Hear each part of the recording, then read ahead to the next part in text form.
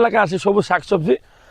তো প্রশ্নটা হলো যে অনেকেই প্রশ্ন করে যে একবার স্বামী স্ত্রী মিলামেশা করলে পরের বার কেন আগ্রহ হয় না, আগ্রহটা কেন কমে যাচ্ছে ইদানিং। আমার বিয়ের বয়স 7 বছর 8 বছর এরকম সময় গিয়া হয়, অনেকের বিয়ের পরেই এরকম হয় ইদানিং।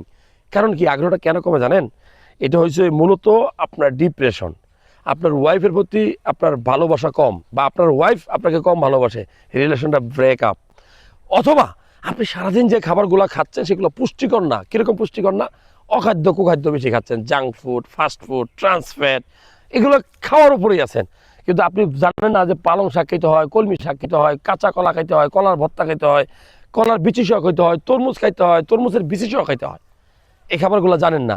লাল মাংস সপ্তাহে 2-3 দিন খেতে হয়, 2-3 দিন, সপ্তাহে 2-3 দিন আপনি আপনার এই যে একটা আপেল খাবেন, এটা ভুলে গেছেন। সবুজ পেয়ারা খাবেন, এটা ভুলে গেছেন।